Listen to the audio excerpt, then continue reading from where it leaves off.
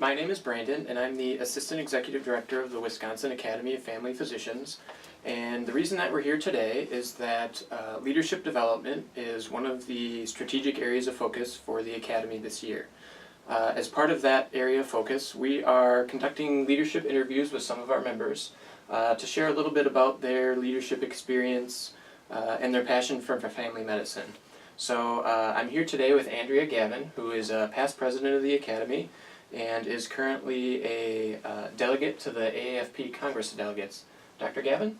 Hi, how are you? Good. Good. Good. We're happy to have you here. So just a couple of questions about yourself. How long have you been involved in family medicine and involved with the Academy specifically? So I started my residency in La Crosse in 1988, so that's 30 years ago this year. I've been in the Academy since then, because when we were residents we were encouraged to be part of the WAFP and the AAFP. So been paying dues, for 30 years. I was very active in the State Academy then when I was a resident, and I even presented some posters at some Academy meetings. And then I started practice, and then I stayed loosely involved with the Academy for my first 10 years of practice, and went to some Academy, back then we used to go to the water parks and have big meetings, and CME was face-to-face, not online like we have it now. So technology really has changed our lives. But in 2001, I had a patient nominate me for Family Physician of the Year. And I was awarded that prestigious award, I will call it, by the Wisconsin Academy of Family Practice then.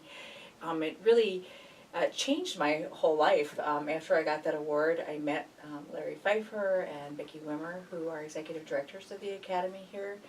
And within a year, they asked if I was interested in being on the board. And I had teenage and grade school age children then, and I said, well, what does that take to be on the board? Oh, not much, just 4 meetings a year. So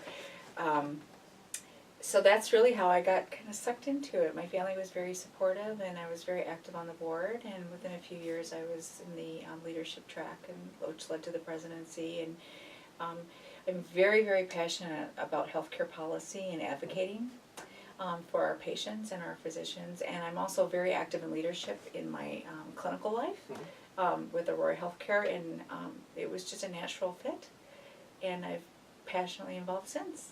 Great. Well, we're happy to have you involved for such a long time. Can you explain a little bit what's it like, your experience practicing family medicine? So I love family medicine, obviously, and I'm very happy that I made that decision, and I would encourage any medical student to do that. I was really well trained. I was very lucky to be in a phenomenal residency program, and very lucky to get a job in Wisconsin in which I could deliver babies, and had very good support from local obstetricians supporting. At that time we had 12 family physicians in the Sheboygan County that delivered babies, and we had a loose call schedule, so we all delivered our own. But yet, if somebody was out of town, you knew that there were other family physicians that would cover your practice. So that was really nice, a nice arrangement. And I delivered babies for my first 22 years of practice, and delivered probably over 1,000 babies. Very cool. For Sheboygan County. So I really did cradle to grave family practice. And after 30 years, your practice grows old with you. So I mostly have, I still have some toddlers, because even though I stopped delivering babies, the families will continue to bring their newborns to me. But most of my practice, it used to be 50% pediatric, and now it's probably more, just 20% pediatric, but it's a nice practice. As I've gotten more involved in leadership in Aurora Healthcare, I've cut back my practice, which has been very hard decisions along the way. So I now am at a point where I'm practicing 1 day a week, clinical, and 4 days a week administrative. What specifically does leadership mean to you? It's been a focus for the Academy, and everybody has a little bit of a different interpretation. So to Andrea Gavin, what is leadership?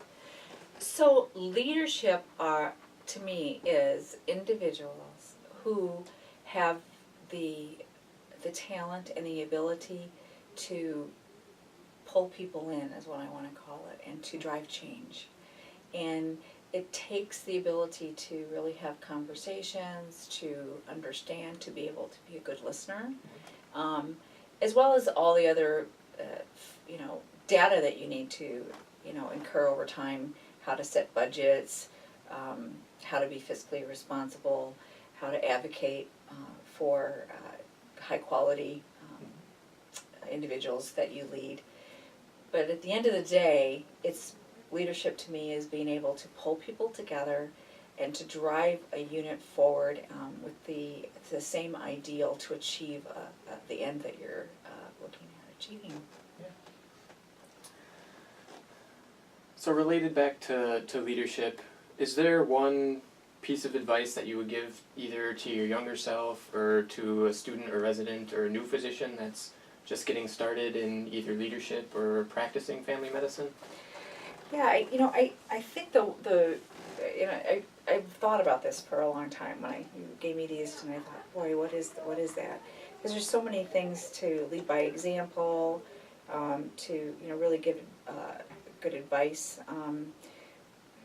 But when I talk to younger leaders and to anybody who's potentially looking at things, to either being involved in a committee or actually taking leadership roles, is to be a good listener, but also to keep your doors open. So the one thing that I've done throughout my whole life is everywhere from being asked to do things in my work life for the academy, to things in my personal life, I've always tried to make sure that I keep my doors open and to be able to take a risk. So that's the one thing that a good leader should do if they want to lead more and do more, is to be comfortable taking a risk. If you don't take a risk, you don't ever achieve more. And the one plus about being a physician leader is that it's a little easier to take risk because you have plan B, and that's your clinical life. And so if you take risks and you keep a lot of doors open, if one door closes, the other ones are all still open for you. So I think it's a good way to approach it. Great. And our last question for today, can you just describe your approach to mentoring? You said Sure. you've enjoyed working with students and you've been in leadership for a long time, so I know it's probably a little bit individualized, but just kind of a general approach. So a general approach, and I think some of that you learn from being mentored, and you learn what you liked and didn't like as well. But a good mentor also spends a good period of time listening and observing, and leading by example.